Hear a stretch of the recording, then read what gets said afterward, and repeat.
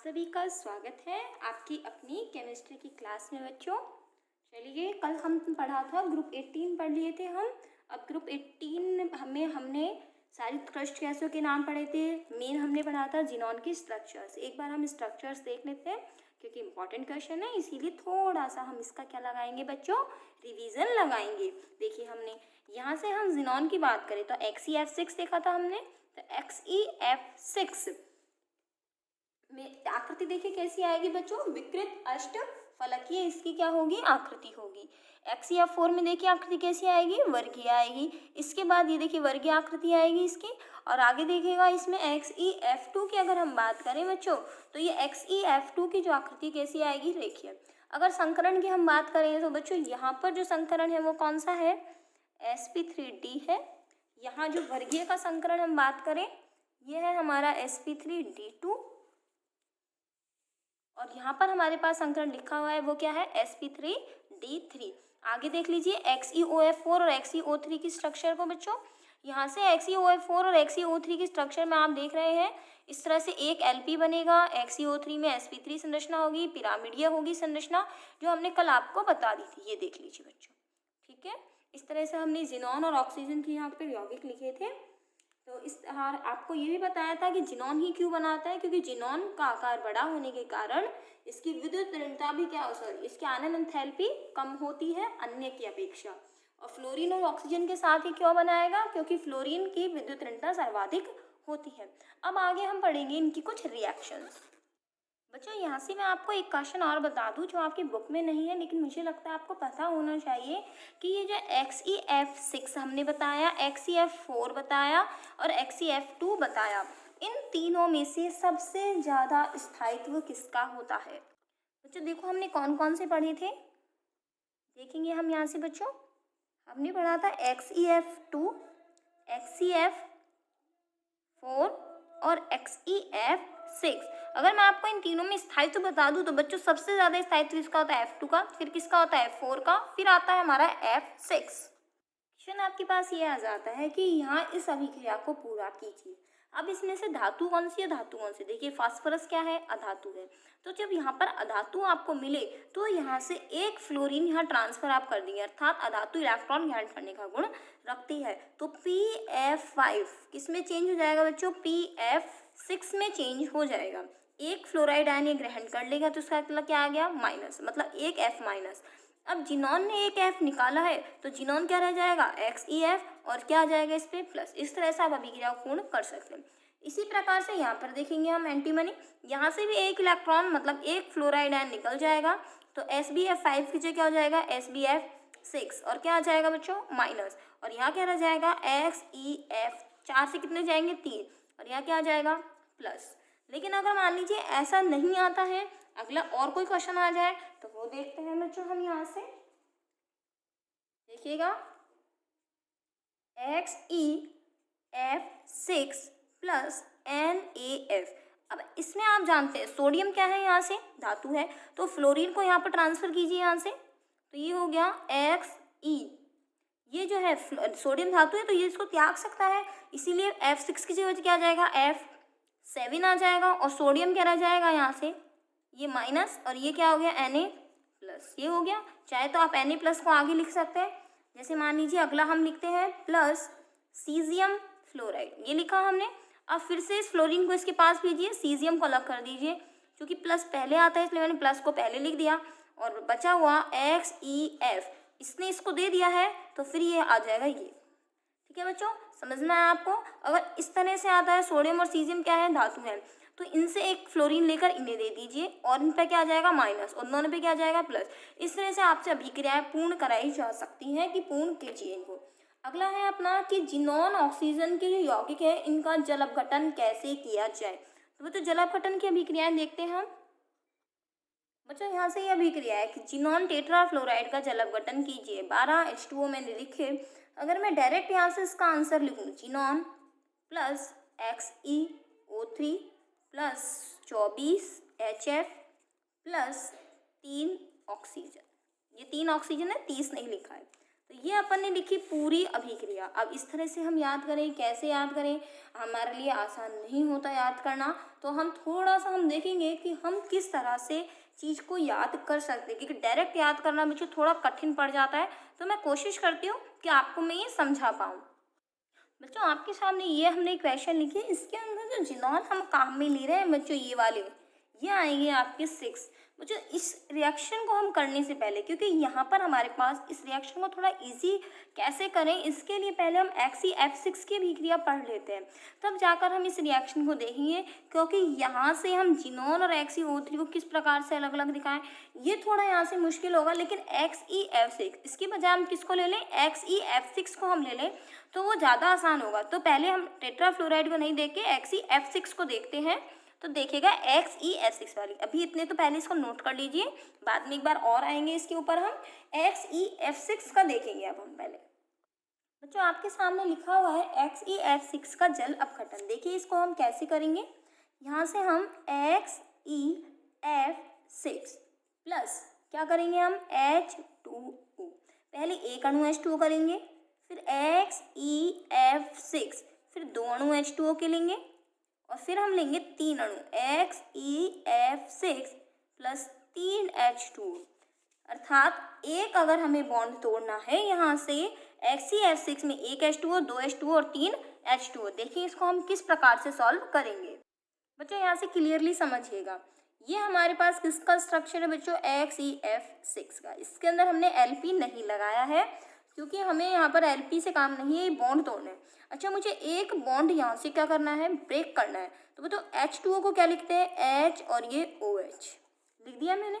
अगर यहाँ से इस बॉन्ड को आप ब्रेक करेंगे तो बच्चों क्या मिलेगा, यहाँ से HF मिलेगा और क्या मिलेगा, XeOH मिलेगा। इसी तरह से आप इसको भी तोड़ेंगे, इसको भी तोड़ेंगे, इसको भी तोड़ेंगे। इस तरह से आप प्रत्येक बंध को तोड़ेंगे।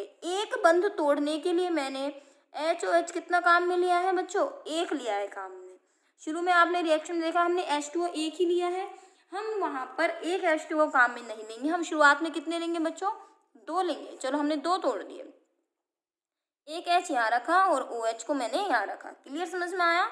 तो यहाँ से क्या बन गया, HF और XeOH। देखो यहाँ से जो बना वो मैं लिखती हूँ आपके सामने। अभी मैंने कितना तोड़ा है बच्चों, दो बंधों को तोड़ा है। कितने तोड़े हैं मैंने, दो। जैसे ही HF यहाँ से सेपरेट हुआ तो यहाँ से क्या आ गया बच्चों, OH। यहाँ भी क्या आ गया, OH। दोनों तरफ OH आ गया। चलिए कोई सा अपने सॉरी ये वाला, चलो कोई नहीं। बंध कितने रह गए अपने पास बच्चों, 1 2 3 4। देखो 1 2 3 4 फ्लोरीन रह गए और 2 OH मैंने लिख लिया। मैं आपको बता दूं यहाँ पर OH जब एक साथ आपको दिखे तो आप क्या बाहर कर दीजिए, H2O क्या कर दीजिए, आप बाहर कर दीजिए। कर दिया आपने बाहर, रह गया कि नहीं रह गया OH बाहर। अब जो बचा वो देखो क्या बचा, जिनॉन। ऑक्सीजन कितना बच रहा है, 1। फ्लोरीन कितने बच रहे हैं, 4। क्या बन गया फॉर्मूला, XeOF4। फॉर्मूला बच्चों यही तो बना, ये गिन के देख लीजिए आप, Xe फिर O फिर फ्लोरीन कितने हैं, 4। साथ में आपने शुरू में कितने H2O लिए थे, 2 लिए थे। निकल कितना गया, 1। तो टोटली कितना काम आया भाई, एक H2O यहाँ से निकला भी तो है। हमने यहाँ पर कितने H2O ऐड किया बच्चों, 2 ऐड किया है। ये देखो एक ही ऐड किया, एक ऐड किया और निकल कितना गया, 1 निकल गया। अर्थात कुल कितने H2O काम में आए, एक ही H2O तो काम में आया कि नहीं आया, एक H2O। इसीलिए बच्चों यहाँ पे जो आपके सामने रिएक्शन लिखी गई है XeF6, H2O कितना लिखा गया है, 1। क्योंकि अगर मैं 2 लिख दूँ, चलो अभी हमने जैसे रिएक्शन करी उसके अनुसार मैं लिख दूँ। यहाँ से देखिएगा बच्चों, यहाँ से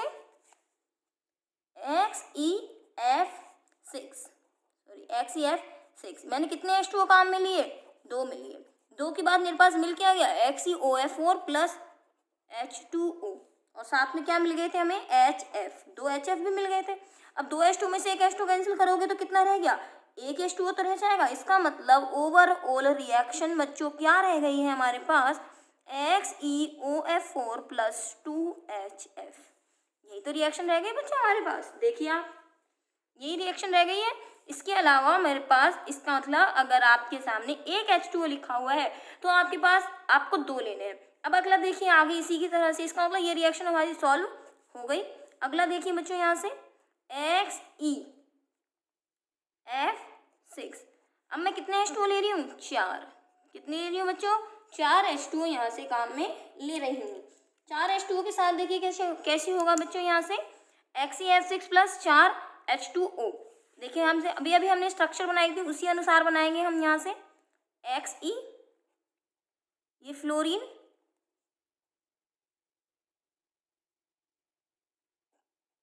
मैंने कितने काम में लेने हैं, 4 H2O काम में लेने हैं।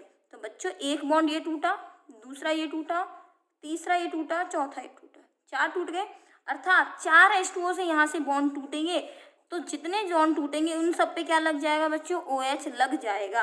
अर्थात यहाँ भी OH आ जाएगा, यहाँ भी OH आएगा, यहाँ भी OH आएगा, यहाँ भी क्या आ जाएगा, OH, और ये 2 क्या रह जाएंगे, फ्लोरीन। क्लियर हुआ। अब देखिए यहाँ से H2O बाहर, H2O बाहर, बच गया। अब जो बच गया वो देखो, एक जिनोन, ऑक्सीजन कितने हैं, 2, देखो O और ये O2, और फिर क्या आ गया, F2। क्लियर हुआ अपने को।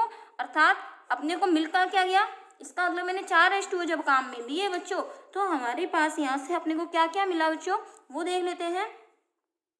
एक तो हमें मिला XeO2, F2, और H2 कितने मिले, 2, और HF कितने मिलेंगे, 1 2 3 4, क्योंकि HF, ये HOH लिखोगे, ये H और OH लिखोगे, H और OH लिखोगे, तो 4 HF भी तो मिल गए बच्चों हमें, 4 HF भी हमें मिल गए। लेकिन 4 H2O में से 2 H2O कैंसिल करेंगे तो ओवरऑल कितने काम में आए, 2 ही H2O तो काम में आए।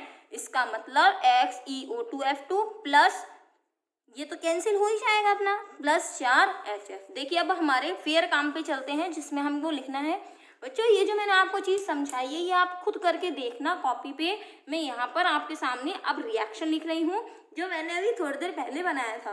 XeF6 के साथ हमने क्या बनाया बच्चों, XeOF4, और क्या बनाया बच्चों हमने, यहाँ से हमने क्या बनाए, 2HF। काम तो एक किया था, वापस आ गए, हमने 4 काम में लिए थे, लेकिन यूज कितने करने हैं, 2 लिखने हैं, क्योंकि वो तो कट जाने वाले हैं। तो यहाँ से क्या बनेगा बच्चों, XeO2F2 प्लस आगे क्या बनेगा बच्चों, 4HF। और XeF6 में आप खुद ही बता देंगे बच्चों क्या बनेगा। देखिए यहाँ से हम यहाँ से देखो 3 लिखना है, काम में कितने लेंगे, 6। ये देखिए बच्चों कैसे करेंगे हम, फिर से ये जिनोन लिखा हमने, ये फ्लोरीन लिखे हमने,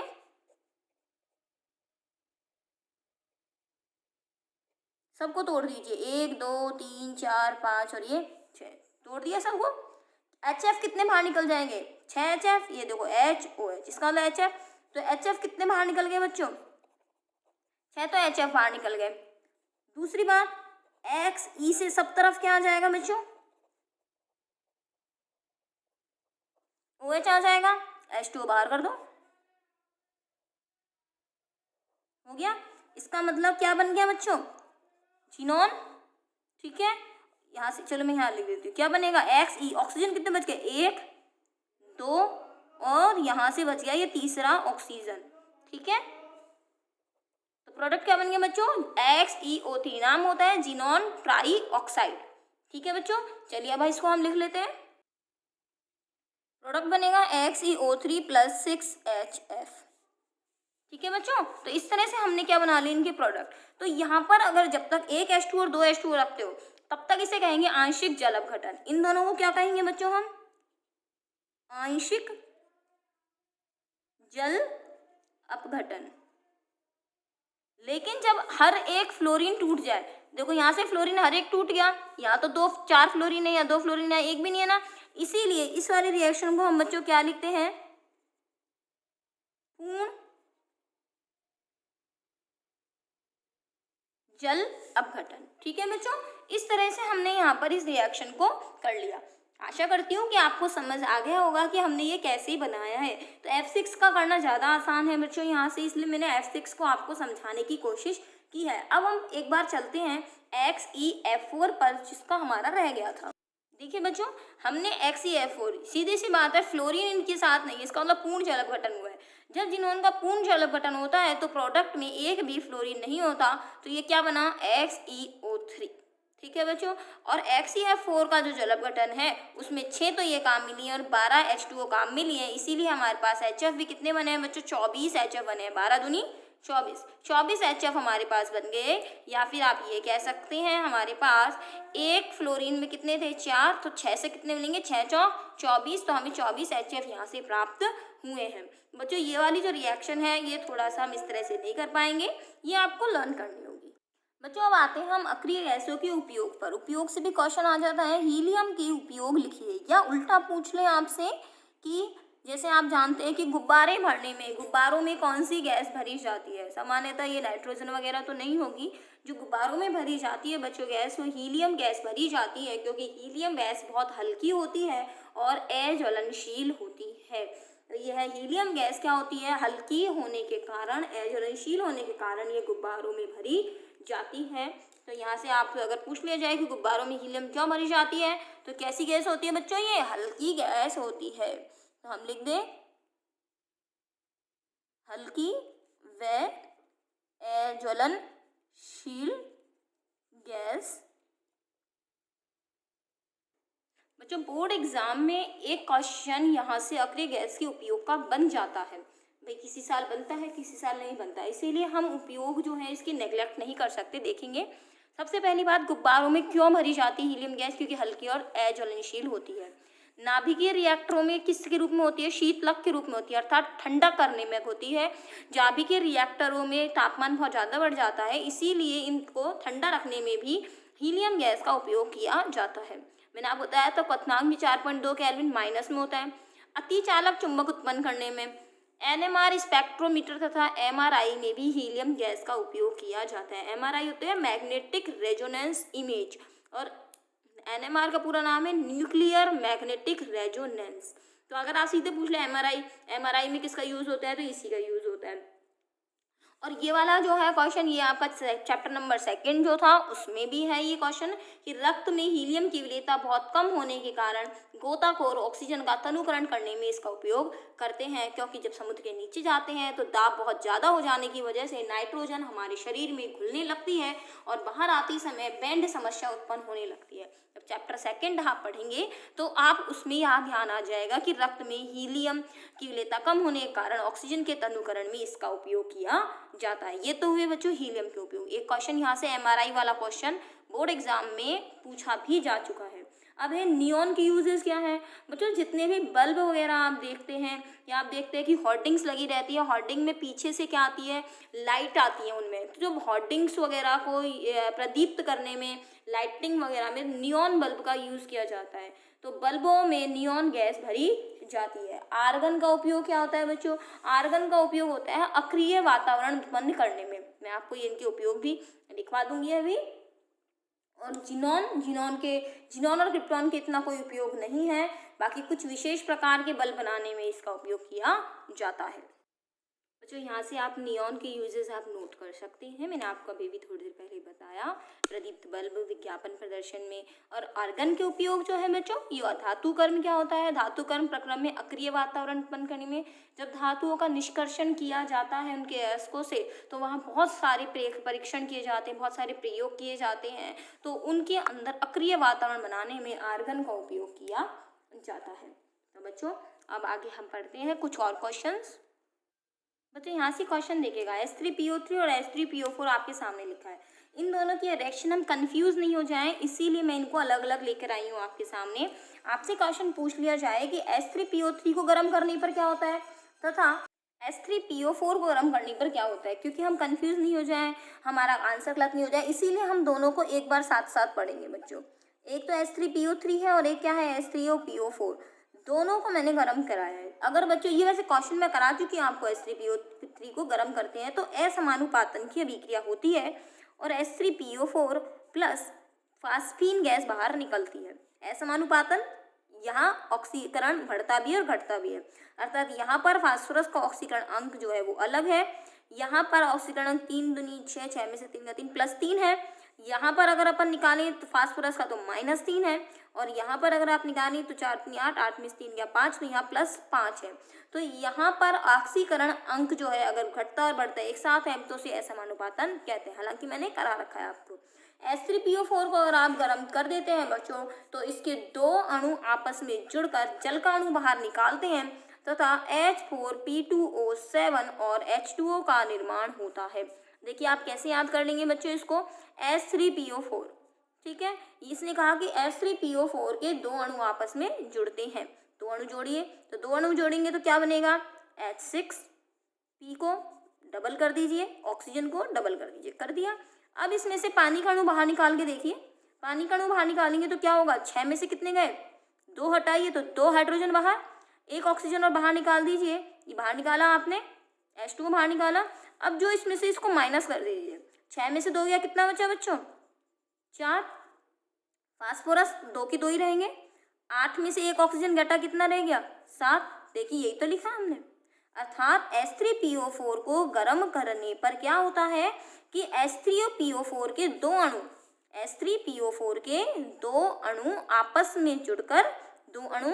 में जुड़कर जल का निर्माण करते हैं तथा जिसमें से जल बाहर निकल जाता है तो H4P2O7 हमें प्राप्त हो जाता है। ये मैंने आपको समझा दिया है कि आप इसको कैसे याद रखेंगे, गर्म करने पर क्या होता है। लीजिए क्वेश्चन में पूरा कर देते हैं हम, गर्म करने पर क्या होता है, ठीक है। मैंने शॉर्ट में लिख दिया, आप इसको पूरा कर सकते हैं, ठीक है। तो यहाँ से आप समझ गए आगे होगा कि कैसे याद करना है इसको। आपने इसको क्या करा बच्चों, डबल किया, दो अणु जोड़ दिए, दो अणु जोड़ने पर यह आया, इसमें से H2O बाहर किया, H2O बाहर किया तो यही मिला, तो देखो यही तो मिला है आपने को, यही मिला है ना, तो ये हुआ आंसर आपका। नेक्स्ट क्वेश्चन देखते हैं बच्चों, यहाँ से हम बच्चों प्रश्न देखिए, यहाँ से बच्चों ये कह रहा है कि आप PCl5 ऑक्सीकारक और अपचायक दोनों का काम करता है। ऑक्सीकारक मतलब इलेक्ट्रॉन ग्रहण करना, अपचायक मतलब इलेक्ट्रॉन त्यागना। तो PCl5 में अगर हम इसका ऑक्सीकरण अंक निकालें बच्चों, तो आप कैसे निकालते हैं, P का क्या रखा, x, क्लोरीन का कितने हैं यहाँ से 5, एक क्लोरीन का -1 अर्थात बराबर 0, तो x बराबर क्या आया +5। फास्फोरस कौन से वर्ग का है, 15वें वर्ग का। बाह्यतम कोश में कितने इलेक्ट्रॉन है, 5, 5 की 5 त्याग दिया, अर्थात फास्फोरस का अधिकतम ऑक्सीकरण अंक +5 हो सकता है। अब आप खुद बताइए मुझे, फास्फोरस का अधिकतम ऑक्सीकरण अंक +5 हो सकता है, तो क्या अब ये और इलेक्ट्रॉन निकाल सकता है बच्चों। फास्फोरस के बाह्यतम कोश का जो इलेक्ट्रॉनिक विन्यास है, यहाँ पर ये 15 होता है, यहाँ से हम कितना रखते हैं इसका नियॉन, और ये होता है 3s2 3p5 3p3, अर्थात 5 इलेक्ट्रॉन ये निकाल चुका। तो क्या ये और इलेक्ट्रॉन निकाल सकता है क्या, अब तो ये इलेक्ट्रॉन निकाल ही नहीं सकता, क्योंकि 5 इलेक्ट्रॉन निकल जाने के पश्चात ये क्या रह जाता है, नियॉन। तो अब आप बताइए, ये इलेक्ट्रॉन नहीं त्याग सकता, तो क्या अपचायक का कार्य करेगा, नहीं। तो हम ये कह सकते हैं कि फास्फोरस PCl5 में +5 ऑक्सीकरण अवस्था में होता है, जो कि उच्चतम है, अतः यह अपनी ऑक्सीकरण अवस्था कम करके ऑक्सीकारक का कार्य कर सकता है, लेकिन अपचायक का कार्य नहीं कर सकता। तो आंसर लिख लीजिए साथ में इसका। तो बच्चों यहाँ आपके सामने आंसर रेडी है, देख लीजिए आप, यहाँ से मैंने आपको बता दिया है PCl5 में केवल +5 बन सकता है। तो बच्चों यहाँ से देख लीजिए +5 है, यह और अधिक इलेक्ट्रॉन का त्याग नहीं कर सकता, केवल इलेक्ट्रॉन ग्रहण कर सकता है, अतः PCl5 ऑक्सीकारक का कार्य कर सकता है, अपचायक का नहीं। बच्चों ये क्वेश्चन है आपका, SO2 किस प्रकार का एक प्रदूषक है। बच्चों ये जो मैं आपको क्वेश्चंस करा रही हूँ, ये आपके अन्य क्वेश्चन है, क्वेश्चन चैप्टर तो आपको पूरा हो गया, आप कुछ क्वेश्चंस हैं जो मेरे चैप्टर के साथ साथ कवर नहीं हो पाए हैं बच्चों, इसीलिए मैं आपको अलग से और करवा रही हूँ क्वेश्चन। हो सकता है एग्जाम में यहाँ से भी क्वेश्चन आ जाए। तो आपको मैं बता दूं, SO2 जो एक प्रकार का कैसा प्रदूषक है, गैसीय प्रदूषक है। अब प्रदूषक कैसे है उसको आप समझ लीजिए बच्चों यहाँ से, क्योंकि SO2 जो है वायुमंडल में रहता है, तो ऑक्सीजन से क्रिया करेगा, किससे क्रिया करेगा, तो मैं यहाँ पे लिख दूं बच्चों यहाँ से, ये कैसा प्रदूषक है अपना, SO2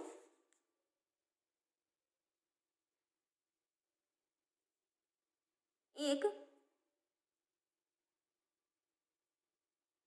गैसीय प्रदूषक है। कैसा प्रदूषक है बच्चों, गैसीय। बच्चों यहाँ से हम लिखेंगे कि इस प्रकार का प्रदूषक है गैसीय है, जो कि प्रकाश की उपस्थिति में ऑक्सीकृत होकर SO3 का निर्माण करता है। अब आप बताइए, वायुमंडल की नमी जो है, नमी तो होती है, H2O के कण होते हैं, अगर H2O SO3 से जुड़ जाए तो किसका निर्माण होता है, H2SO4 का, और यही H2SO4 जो हमारी धरती पे आता है तो किसका क्या होती है बच्चों, अम्ल वर्षा होती है। देखिए हम इसको कैसे लिखेंगे, देखिए बच्चों SO2 + O2, ठीक है, SO2 + O2 क्या बना बच्चों, SO3, यह SO3 H2O से क्रिया कर H2SO4 बनाता है, जो अम्ल वर्षा के रूप में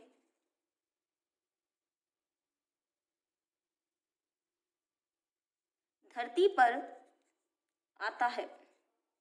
तब आपको समझ में आ गया होगा कि SO2 किस प्रकार से, ये देखिए SO3 प्लस H2O, H का H2O, सल्फर कितना है 1, ऑक्सीजन कितने हैं बच्चों 4, ऑक्सीजन 3 और 1 ऑक्सीजन 4, क्या बन गया H2SO4। तो इस प्रकार से SO2 क्या है, एक प्रदूषक है।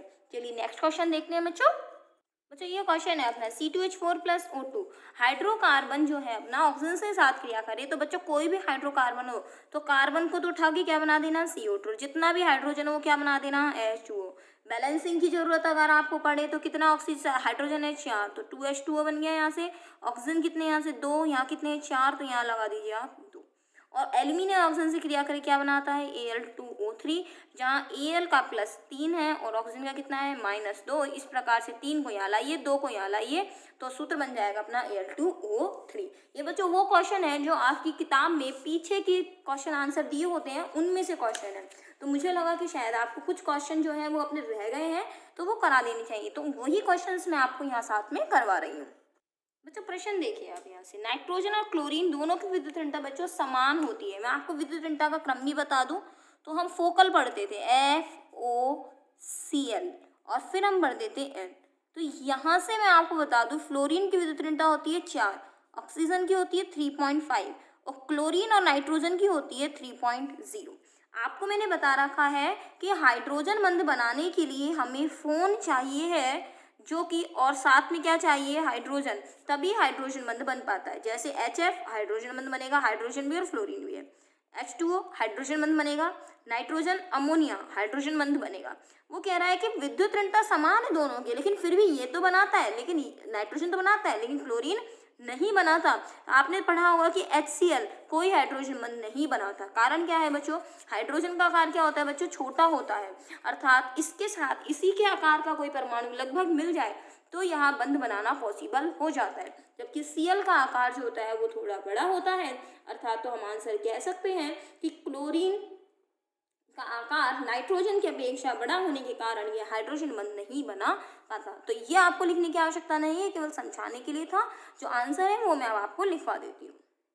तो अगर पेपर पर क्वेश्चन आ जाए तो बच्चों सीधा सट्टा आंसर क्या लिखेंगे आप, नाइट्रोजन का आकार Cl की तुलना में छोटा होता है, बस ये आंसर है अपना। ऊपर वाला लिखने की आवश्यकता नहीं है। लेकिन फिर भी कुछ केसेस ऐसे होते हैं जिनके अंदर अंतः अणु हाइड्रोजन बंध बन जाता है लेकिन अंतराणु नहीं बनता, और उसमें से एक एग्जाम्पल है क्लोरल हाइड्रेट CCl3CHO। यहाँ पर ये जो क्लोरल होता है इसका अगर हाइड्रेट अगर साथ में हो तो यहाँ पर हाइड्रोजन बंध बन जाता है, लेकिन बेसिकली हाइड्रोजन बंध FON पर ही बनता है। Cl की अपेक्षा में जो बनता है वो बहुत ही रेयर कंडीशन बनता है, वो भी अंतः अणु बनता है। तो इसलिए क्वेश्चन ये बनता है जो मैंने आपको लिखवा दिया है। जो अपना क्वेश्चन है, पानी के साथ F2 तथा Cl2 की क्रिया लिखें। देखिए बच्चों कैसे लिख सकते हैं हम यहाँ से, H2O प्लस F2, ठीक है। रिएक्शन क्या बनेगी बच्चों, H2O और F2 की हमारे पास, तो यहाँ से क्या बन जाएगा बच्चों, HF अलग हो जाएगा और ऑक्सीजन अलग हो जाएगी। यहाँ पर ये बन जाएगा, ऑक्सीजन को हटा दीजिए, H और F बन गया यहाँ से, ठीक है। इस तरह से अगर H2 और किसकी रिएक्शन लिख दें अपन, सॉरी यहाँ से हमको लिखनी है Cl2 की पानी के साथ। आपको याद होगा Cl जो है वो नवजात क्लोरीन के नवजात ऑक्सीजन के कारण ही वहाँ पर विलयंजन का कार्य करता है। तो यहाँ से बच्चों रिएक्शन बनती है HCl प्लस HOCl, और ये HOCl जो होता है ये आगे टूट कर HCl प्लस नवजात ऑक्सीजन का निर्माण करता है। तो Cl वाली रिएक्शन ये दोनों आएंगी, फ्लोरीन वाली ये आएगी। इस तरह से बच्चों ये जो ऑक्सीजन बना है नवजात ऑक्सीजन है जो विरंजन का कार्य करता है, और इसको हम बोलते हैं हाइपोक्लोरस अम्ल, ठीक है बच्चों। आगे क्वेश्चन हम देखें बच्चों, SO2 में कौन कौन से बंध होते हैं, तो SO2 की जो स्ट्रक्चर हमारी बनती है बच्चों ये बनती है हमारी, ठीक है, अर्थात एक SO बंध ये हो गया और एक SO बंध ये हो गया। अब यहाँ पर क्या होता है, इन दोनों के बीच अनुनाद चलता है। आप चाहे तो यहाँ से इसके लोन पेयर दिखा सकते हैं, ये अपन ने इसके लोन पेयर दिखा दिए, अगर चाहे तो इस पे प्लस आता है और इस पे क्या आता है माइनस, या हम इसको इसके उपसहसंयोजक बंध से भी दिखा सकते हैं। अगर ये बंध यहाँ से इसके साथ आ जाए तो यहाँ से ये सिंगल बॉन्ड रह जाएगा और ये क्या हो जाएगा डबल बॉन्ड, इस तरह से बना देंगे हम। ये जो आकृति है वो कैसी होती है SO2 की, SO2 की आकृति कोणीय है। अब अगर आप मुझे बताइए, अगर इसमें यह अनुनाद पाया जाता है तो ये अनुनाद पाए जाने के कारण कभी डबल बॉन्ड यहाँ रहता है, कभी डबल बॉन्ड यहाँ रहता है। जब अनुनाद पाया जाता है तो वो बंधों की प्रकृति सबकी क्या हो जाती है, समान हो जाती है। तो हम ये कह सकते हैं कि SO2 में अनुनाद के कारण समान रूप से, अनुनाद के कारण दोनों बंध समान रूप से सहसंयोजी है। याद कीजिए 11th क्लास में O3 ओजोन आप पढ़ चुके हैं। तो ओजोन में क्या होता था, तीनों जो दोनों बंध होते थे समान होते थे। कारण क्या है, वहाँ भी क्या होता है अनुनाद। बेंजीन में भी क्या होता है अनुनाद, इसलिए प्रत्येक बंध की बंध लंबाई वहाँ भी क्या है समान है, जबकि बेंजीन में डबल बॉन्ड और सिंगल बॉन्ड दोनों होते हैं बच्चों। तो यहाँ से इस तरह से आप इसको सॉल्व कर सकते हैं। अच्छा, एक चीज़ मुझे बताइए कि जिंक, टाइटेनियम, प्लैटिनम और आयरन, मैं आपके सामने 3-4 लिख रही हूँ, जिंक, टाइटेनियम, प्लैटिनम और आयरन, इन चारों में से ऑक्सीजन के साथ क्रिया कौन नहीं करेगा। ये नोट डाल के मैंने आपसे क्वेश्चन पूछ लिया। जिंक का याद कीजिए जड़नो बन जाता है, टाइटेनियम का भी टाइटेनियम ऑक्साइड बन जाता है, आयरन के भी Fe2O3 Fe3O4 बनते हैं। लेकिन इसमें से प्लैटिनम जो है बच्चे ये उत्कृष्ट धातु है, क्रियाशील धातु है, जल्दी से क्रिया नहीं करती। तो ये ध्यान रखिएगा, प्लैटिनम कैसी धातु है, उत्कृष्ट धातु है।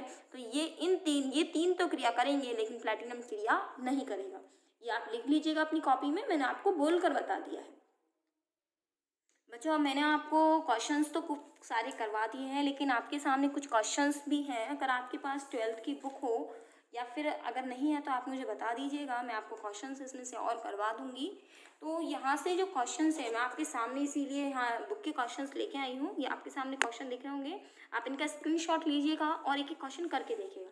जो भी क्वेश्चन आपको नहीं आता है आप हमसे कमेंट बॉक्स में पूछ सकते हैं। तो अब मैं फटाफट से आपके सामने करती जा रही हूँ ये क्वेश्चन, आप देखते जाइएगा एक बार।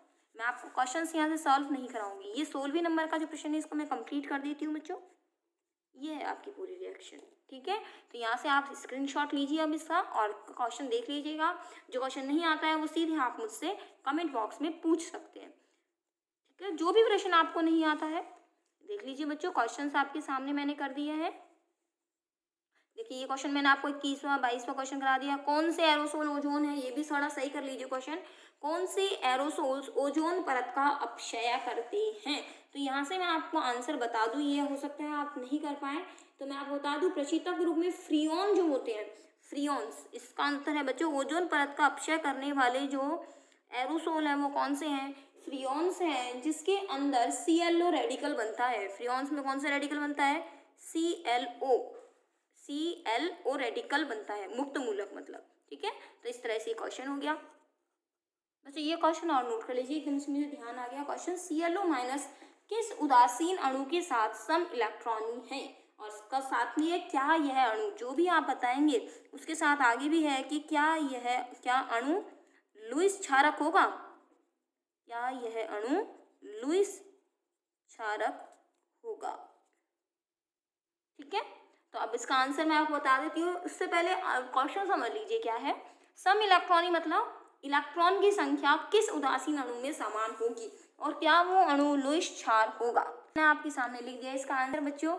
Cl में कितने परमाणु हैं, O माइनस, O मतलब 8 इलेक्ट्रॉन, माइनस मतलब 9 इलेक्ट्रॉन किस में होते हैं, फ्लोरीन में। तो इसका आंसर आप क्या लिख सकते हैं बच्चों, ClF। क्या आंसर आ जाएगा, ClF लुईस क्षार है या नहीं।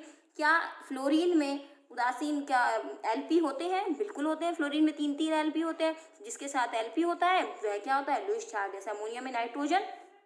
आंसर लिख लीजिए बच्चों, बिल्कुल ये लुईस क्षार होगा। एक क्वेश्चन आ रहा है इसके साथ आपका बच्चों, देखिए यहाँ से क्वेश्चन है आपका, उस उत्कृष्ट गैस यौगिक का सूत्र बताना है जो ICl4 माइनस के समान संरचना रखता है। बच्चों इसके लिए आपको इसकी संरचना बनानी होगी ICl4 माइनस की। देखिए ICl4 की संरचना कैसे बनाएंगे हम, यहाँ से ICl4 का संरचनीय कैसे होगा। इसके अंदर पहली बात तो आप ये ध्यान में रखिए, केवल जिनोन के ही यौगिक आएंगे, क्योंकि उत्कृष्ट गैस केवल एक जिनोन ही है जो यौगिक बना सकती है। और आप कैसे पता कर लेंगे, आयोडीन का कितना होता है 53 और ये माइनस लग गया 54, अर्थात आयोडीन के कितने हो गए 54। तो 54 किसका होता है, जीनोन का होता है। ठीक है, और जीनोन किसके साथ बनाता है, जीनोन के सारे यौगिक किसके साथ हैं, फ्लोरीन के साथ ही, ऑक्सीजन के साथ। तो Cl भी क्या है, हेलोजन। तो यहाँ फ्लोरीन ले लिए हमने, कितने ले लिए 4, इसलिए सूत्र क्या बनेगा अपना XeF4। और हम सॉल्व कर लेते हैं। आयोडीन के बाह्यतम कोश में कितने होते हैं 7 इलेक्ट्रॉन, क्योंकि ये हेलोजन है। सत्रह वर्ग का तत्व है, 7 और 1 माइनस 7 हो गए। क्लोरीन कितने हैं 4 और 1 माइनस जुड़ रहा है, इसका मतलब 1 इलेक्ट्रॉन और है, भाग लगा ये 2 का। 7 4 8 और 1 7 सॉरी 7 4 8 नहीं 7 और 1 8 4 12/2 कितने आ गए 6 का मतलब सूत्र कैसा आ गया sp3d2। sp3d2 का अर्थ क्या हो गया बच्चों, यहाँ से अगर आप आयोडीन के लिए बनाना चाहें तो आयोडीन को बीच में रखना होगा और Cl को कहाँ रखना होगा, कोनों पर रखना होगा, और 2 क्या बनाने होंगे, Lp बनाने होंगे। आप ध्यान दीजिए, वर्गीय संरचना XeF4 की जब हम बनाते थे तो वर्गीय संरचना XeF4 की भी हमने यही संरचना बनाई है, ये तो बनाई है हमने संरचना। तो ये यहाँ से सॉल्व हो गया अपना क्वेश्चन। समझ में आया हमने कैसे किया। अगर आपको समझ में आया है तो बच्चों हम दूसरा एग्जाम्पल लेते हैं। दूसरा एग्जाम्पल है बच्चों IBr2-। कोशिश कीजिएगा मेरे साथ साथ इसको करने की। देखिए बच्चों IBr2-, कैसे हम करेंगे, दूसरा एग्जाम्पल IBr2-। वही तरीका, आयोडीन 53 पे आता है, 53 माइनस 54, तो 53 और 1 इलेक्ट्रॉन जोड़ा 54। 54 किसका होता है बच्चों, जीनोन का होता है। Br क्या है, हेलोजन है। जीनोन केवल किसके साथ बनाता है, फ्लोरीन के साथ। तो उत्तर क्या आ गया XeF2। अब आकृति बना के देख लीजिए, वही जो हमने कैलकुलेशन कर रखी है संकरण की। तो संकरण की कैलकुलेशन के आधार पर I कितना आता है अपना, वही 7वें वर्ग में ब्रोमीन कितने हैं 2 और -1, मतलब 1 और इलेक्ट्रॉन जोड़ दिया, भाग लगाइए 2 का, 7 और 2 और 1 10, 10 का भाग लगा 2, हासिल लगी 5, आंसर आया 5। तो इसका मतलब sp3d। अगर मैं इसकी संरचना बनानी चाहूँ तो मुझे क्या बनाना होगा बच्चों, ये देखिए छोटी संरचना बना रही हूँ, ज़्यादा बड़ी नहीं बना रही। आयोडीन ऊपर नीचे क्या लगेगा Br, और यहाँ क्या लग जाएंगे 3 लॉन पेयर। रेखीय संरचना आ गई। XeF2 की सब जल्दी से संरचना रिकॉल कीजिए, ध्यान कीजिए, बीच में जीनोन लिखते थे, ऊपर F नीचे F, ऐसा ही बनाते थे। बिल्कुल ये इसी का होगा, बिल्कुल समझ में आ गया होगा। नेक्स्ट एक और करके देखते हैं, अगर ये वाला हो गया तो मैं समझूंगी आपको वास्तव में संरचना समझ में आ गई। एक एग्जाम्पल आपके लिए तीसरा बच्चों, ये आपके सामने लिख दिया BrO3-। कैसे करोगे, ब्रोमीन का परमाणु क्रमांक होता है बच्चों 35।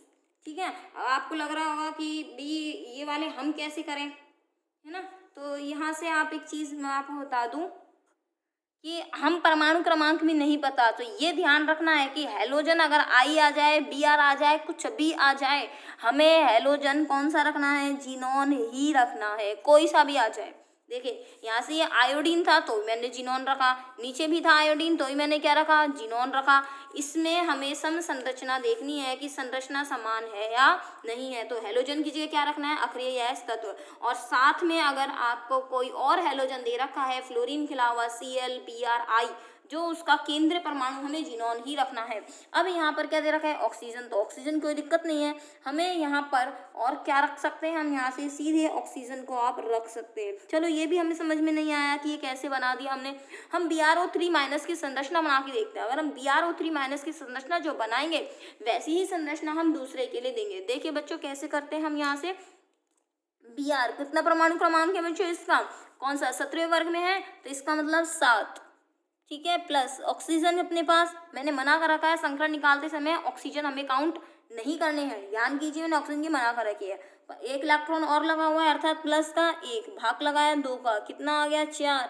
4 का मतलब आंसर कितना आएगा sp3, अर्थात ब्रोमीन का जो अपना बनेगा BrO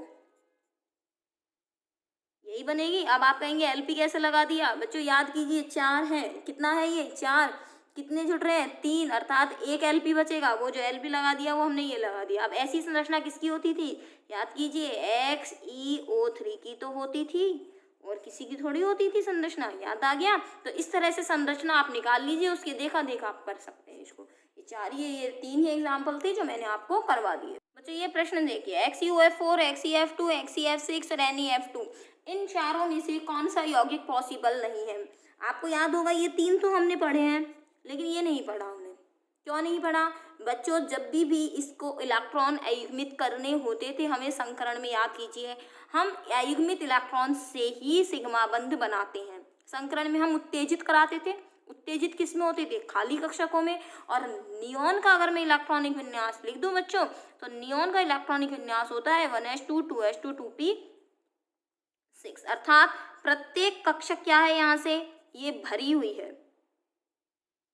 ये देखिए ये 2p6 हो गया। बंध बनाने के लिए दो अयुग्मित इलेक्ट्रॉन चाहिए। क्या 2p में 2d कक्षक होती है क्या? नहीं होती है बच्चों, अर्थात इसके पास कोई रिक्त कक्षक नहीं है। ये दो बंध बनाने के लिए कहाँ से इलेक्ट्रॉन को अयुग्मित करेगा? नहीं कर सकता। तो आंसर क्या आएगा? NeF2 ये अस्तित्व में नहीं है। इन चारों में से क्वेश्चन लिख लीजिए, निम्न में से कौन सा अस्तित्व में नहीं है, वह क्यों? तो आंसर है NeF2। क्यों? क्योंकि यहाँ से मैं उत्तर लिख रही हूँ, क्यों का आंसर ये है। चलिए बच्चों मैंने यही आंसर लिख दिया कि नियॉन के पास रिक्त डी कक्षक नहीं होती। आगे मैं बोल रही हूँ, जिससे ये संयोजकता का प्रसार नहीं कर पाता, जिससे संयोजकता का प्रसार नहीं कर पाता। ठीक है बच्चों, ऑल ओवर क्वेश्चन आपको मैंने कराने की कोशिश की है, फिर भी अगर आपके पास बुक हो तो बच्चों पीछे के क्वेश्चन करने की कोशिश करिएगा। ठीक है, चलिए आज का होमवर्क मैं आपको बता देती हूँ। थोड़ा सा वीडियो भी आज लंबा हो गया आपके लिए। बच्चों यहाँ से क्वेश्चन देख लीजिए, और आपके सामने मैं मल्टीपल चॉइस के आपको 10 प्रश्न दे रही हूँ। पहला प्रश्न, समूह 15 में क्रिस्टल रॉक में सर्वाधिक प्रचुरता में पाया जाने वाला तत्व HNO3 धातुओं से अपचयित होती है तो भूरी गैस प्राप्त होती है। इन सब ने आपको आंसर कमेंट बॉक्स में मुझे बताने हैं कि यहाँ से इनके आंसर क्या आएंगे। फटाफट से स्क्रीनशॉट ले लीजिए, आंसर अपनी कॉपी पे लिखिएगा, और फिर उसके बाद सारे आंसर आपको कमेंट बॉक्स में मुझे बताने हैं कि इनके आंसर क्या होंगे। 4 क्वेश्चन का स्क्रीनशॉट ले लिया होगा आपने। चौथे प्रश्न को मैं एक्सप्लेन कर दूं, निम्न में से सबसे दुर्बल हाइड्रोहेलिक अम्ल कौन सा है? आपको बताना ही चारों में सबसे दुर्बल अम्ल कौन सा है। आगे देख लीजिए, ये आपके सामने क्वेश्चन है। 4 क्वेश्चन कर दिए, 5वां 6वां 7वां 8वां और ये 9वां।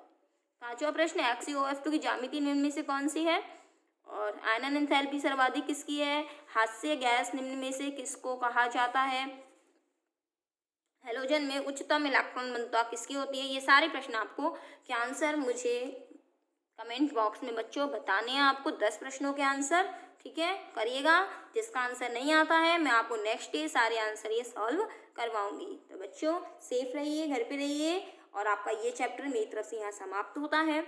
मैं आपके लिए एक वीडियो एक ऐसी लेकर आने वाली हूँ नेक्स्ट उसमें, जिसके अंदर आपको मैं जो भी अपने पी ब्लॉक में इम्पॉर्टेंट क्वेश्चंस की रिएक्शन है, केवल रिएक्शन इस चैप्टर 7 में जो इम्पॉर्टेंट है, जो एग्जाम में 99% आने के चांस होते हैं, वो आपको मैं कल की वीडियो में उपलब्ध कराऊंगी कि ये जो है क्वेश्चन, जो अपने क्वेश्चन नहीं, मैं आपको रिएक्शंस की बात कहूँगी, क्योंकि पी ब्लॉक में इतनी सारी रिएक्शन है कि हम जजमेंट नहीं कर पाते किनको अच्छी तरह से याद करना है। तो कल का वीडियो उसी पर बेस्ड होगा। ठीक है बच्चों, तो पढ़ते रहिए। आज की क्लास को यही समाप्त करते हैं। धन्यवाद। आपको डिस्क्रिप्शन बॉक्स में ये पूरी जो चैप्टर का लिंक है वो भी अवेलेबल हो जाएगा, जो चैप्टर मेरे द्वारा पढ़ाए गए हैं वो भी मिल जाएंगे। वीडियो अच्छा लगता है तो शेयर कर सकते हैं, आप लाइक कर सकते हैं। धन्यवाद।